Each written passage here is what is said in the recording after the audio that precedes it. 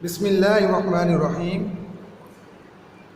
Lecture number 14 سورۃ الانفال کا سبق نمبر 4 یعنی الدرس الثانی الف، پیج نمبر 30، جماعت ناہم نیو۔ آج کے لیکچر یعنی لیکچر نمبر 14 میں ہم سورۃ الانفال کی آیت نمبر 29 اور 30 پڑھیں گے، یعنی رکوع نمبر 4 کی پہلی اور دوسری آیت پڑھیں گے اور سورۃ انفال کی آیت نمبر 29 اور 30 پڑھیں گے۔ تو آیت نمبر 29 یعنی اس رکوع کی پہلی آیت، یہ ہمارے ایکسرسائز میں موجود پہلے سوال کا جواب ہے۔ السوال الاول، اس سبق میں تقویٰ کے کیا انعامات بیان ہوئے ہیں، اس کے آگے آپ پیج نمبر 13 نکلیں گے۔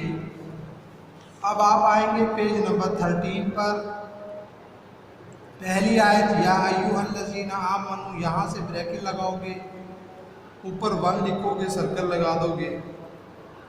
اب دیکھیں بیٹا سوال نمبر 1 کا جواب، بسم اللہ الرحمن الرحیم، یا ایھا الذین آمنوا ان تتقوا اللہ یجعل لکم فرقانا ویکفر عنکم سیئاتکم ویغفر لکم واللہ ذو الفضل العظیم۔ عظیم پر آ کر آپ بریکٹ بند کرو گے، اوپر 1 لکھو گے، سرکل لگا دو گے۔ اس آیت نمبر 29 کے ترجمے کو آپ سوال نمبر 1 کے جواب کے لیے ہائی لائٹ کر لیں گے۔ مومنوں، اگر تم خدا سے ڈرو گے تو وہ تمہارے لیے امر فارغ پیدا کر دے گا۔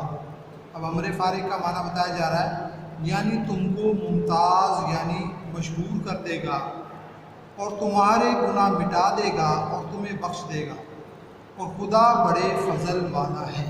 یہاں تک ہائی لائٹ کر لیں گے۔ اب بیٹا آپ سمجھیں گے سوال نمبر 1 کے جواب کا خلاصہ اور آیت نمبر 29 کا شان ورود۔ سوال نمبر 1 یہ تھا کہ تقویٰ کے کیا انعامات بیان کیے گئے ہیں۔ تقویٰ کا معنی آپ نے سمجھنا ہے۔ تقویٰ کسے کہتے ہیں؟ تقویٰ کا مطلب ہے اللہ سے ڈرنا اور اللہ تعالیٰ نے جن باتوں کا حکم دیا ہے ان پر عمل کرنا۔ خشیت الہی تو عمومی طور پر یہ استعمال کیا جاتا ہے پرہیزگاری، یعنی گناہوں سے بچ کر زندگی گزارنا تقویٰ ہے، اور گناہوں سے بچ کر زندگی وہی گزارتا ہے جس کے دل میں اللہ تعالیٰ کا خوف ہوتا ہے۔ اب جو شخص جو ہے تقویٰ اختیار کرے گا، اللہ تعالیٰ نے یہاں اس کے لیے 3 انعامات بیان کیے ہیں، یعنی تقویٰ اختیار کر کے زندگی گزارے گا، اللہ سے ڈرتے ہوئے گناہوں سے بچتے ہوئے زندگی گزارے گا، اللہ تبارک و تعالیٰ نے آخرت میں اس کے لیے 3 انعامات بیان کیے ہیں۔ پہلا انعام یجعل لکم فرقانا، یعنی ان کے لیے امر فارغ پیدا کر دے گا۔ امر فارغ، فارغ جدا، امر کا معاملہ فارغ جدا، یعنی دوسرے جو جتنے بھی لوگ وہاں پر جمع ہوں گے ان سے الگ سے اللہ تعالیٰ تقویٰ اختیار کرنے والوں سے معاملہ کرے گا، اور خصوصی ان کا اکرام کرے گا اللہ تعالیٰ۔ جو لوگ تقویٰ اختیار کریں گے الگ سے ان کو جمع کیا جائے گا اور پھر الگ سے جو ہے ان کا احترام کیا جائے گا۔ وَيُكَفِّرْ عَنْكُمْ سَيِّئَاتِكُمْ، پھر اللہ تعالیٰ ان سے جو بھی کمی کوتاہی ہو گئی دنیا کے اندر، اللہ تعالیٰ اس کی ستر پوشی کریں گے، یعنی ان کو راز رکھیں گے، اور ان کے جو بھی گناہ ہوں گے اللہ تعالیٰ اپنے فضل سے ان کو مٹا دیں گے۔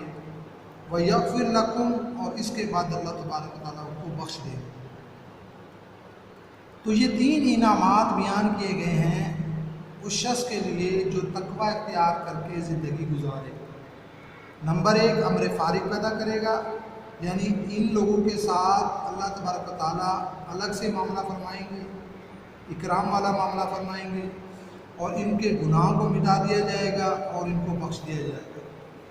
اب بیٹا لائنیں لگا لیں، یا ایھا الذین آمنوا ان تتقوا اللہ یجعل لکم فرقانا، یہاں پہ لائن لگاؤ، اس کا ترجمہ مومنوں اگر تم خدا سے ڈرو گے تو وہ تمہارے لیے امر فارغ پیدا کر دے گا، یعنی تم کو ممتاز کر دے گا، یہاں پہ لائن لگاؤ۔ وَيُكَفِّرْ عَنْكُمْ سَيِّئَاتِكُمْ، یہاں پر لائن لگاؤ، اس کا ترجمہ اور تمہارے گناہ مٹا دے گا، یہاں پہ لائن لگاؤ۔ وَيَغْفِرْ لَكُمْ، یہاں پہ لائن لگاؤ، اس کا ترجمہ اور تمہیں بخش دے گا، یہاں پہ لائن لگاؤ۔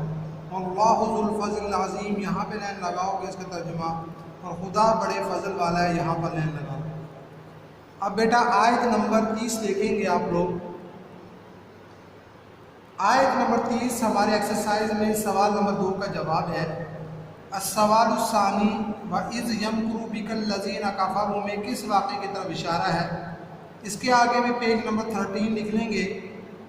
اب آپ آئیں گے پیج نمبر 13 پر، یہاں پر وَإِذْ يَمْكُرُ بِكَ الَّذِينَ كَفَرُوا، اور اس وقت جب کافر تمہارے بارے میں چال چل رہے تھے میں کس واقعے کی طرف اشارہ ہے؟ تو ہم اس آیت نمبر 30 کی طرف آتے ہیں۔ ہمارے سوال نمبر 2 کا جواب ہے آیت نمبر 30۔ تو وَإِذْ يَمْكُرُ بِكَ الَّذِينَ كَفَرُوا سے بریکٹ لگاؤ گے، اوپر 2 لکھو گے، سرکل لگا دو گے۔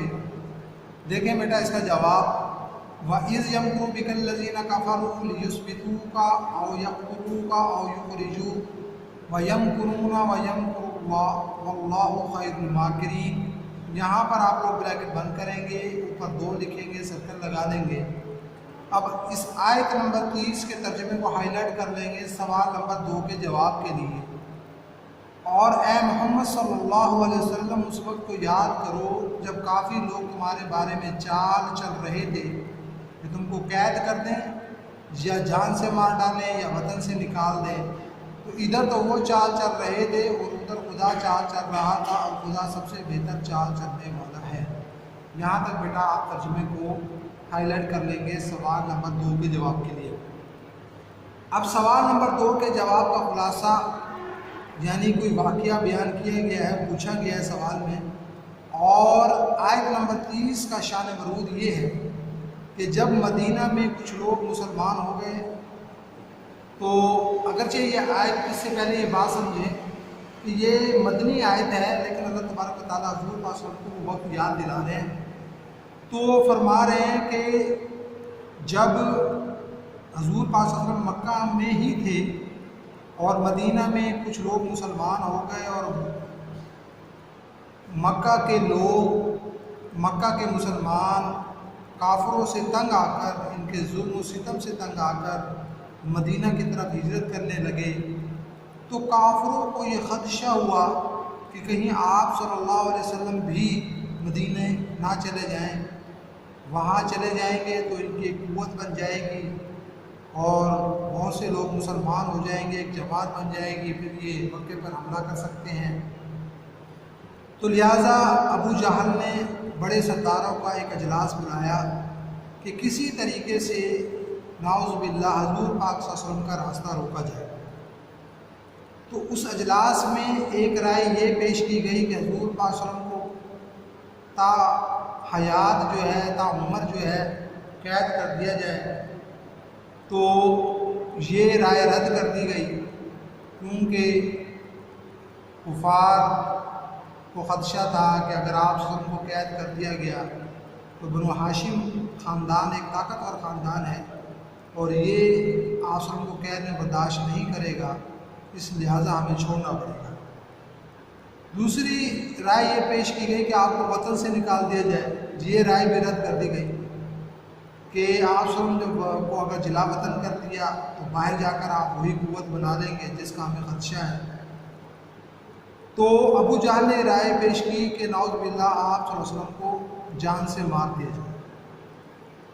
اس پر سب نے اتفاق دیا، لیکن پھر وہی خدشہ رہا کہ بنو ہاشم خاندان طاقتور ہے، وہ تو بدلہ لے گا جس نے بھی قتل، جو بھی قتل کرے گا۔ تو پھر طے یہ ہوا کہ تمام قبیلوں سے ایک طاقتور شخص لیا جائے گا اور یہ تمام لوگ جو ہے یک بارگی آپ صلی اللہ علیہ وسلم پر حملہ کریں گے اور آپ صلی اللہ علیہ وسلم کو شہید کر دیں گے۔ تو اس طرح بنو ہاشم جو ہے وہ کس کس سے بدلہ لے گا؟ آخر کار وہ خون بہا لینے پر تیار ہو جائیں گے۔ تو یہ رائے انہوں نے حتمی اس پر کی، اور اسی آیت میں اس واقعے کی طرف جو ہے اشارہ کیا گیا کہ وہ چال چل رہے تھے، ادھر خدا تدبیر کر رہا تھا، ادھر اللہ تبارک تعالیٰ نے ذو الفقار کو حکم دیا کہ آپ مکہ سے مدینے کی طرف جو ہے ہجرت کر جاؤ۔ اب بیٹا آپ لائنیں لگا لو، وَإِذْ يَمْكُرُ بِكَ الَّذِينَ كَفَرُوا، یہاں پہ لائن لگا لو، اس کا ترجمہ، اور اے محمد صلی اللہ علیہ وسلم اس وقت کو یاد کرو جو کافی لوگ تمہارے بارے میں چال چل رہے تھے، یہاں پہ لائن لگا لو۔ لِيُثْبِتُوكَ، یہاں پہ لائن لگاؤ کہ تم کو قید کر دے، یہاں پہ لائن لگاؤ۔ اَوْ يَقْتُلُوكَ، یہاں پہ لائن لگاؤ، اس کا ترجمہ، یا جان سے مار ڈالے، یہاں پہ لائن لگاؤ۔ اَوْ يُخْرِجُوكَ، یہاں پہ لائن لگاؤ، اس کا ترجمہ، یا وطن سے نکال دے، یہاں پہ لائن لگاؤ۔ وَيَمْكُرُونَ، یہاں پہ لائن لگاؤ، اس کا ترجمہ، تو ادھر تو وہ چال چل رہے تھے، یہاں پہ لائن لگاؤ۔ وَيَمْكُرُ اللَّهُ، یہاں پہ لائن لگاؤ، اس کا ترجمہ، تو ادھر خدا چال چل رہا تھا، یہاں پہ لائن لگاؤ۔ وَاللَّهُ خَيْرُ الْمَاكِرِينَ، یہاں پہ لائن لگاؤ، اس کا ترجمہ، اور خدا سب سے بہتر چال چلنے والا ہے۔ تو بیٹا یہ دو سوال ہیں، ان دونوں سوالوں کے اچھے طریقے سے آپ لوگ نشان لگا لیں اور لائنیں لگا لیں، اور پھر ان کو جو ہے نا وہ یاد کریں۔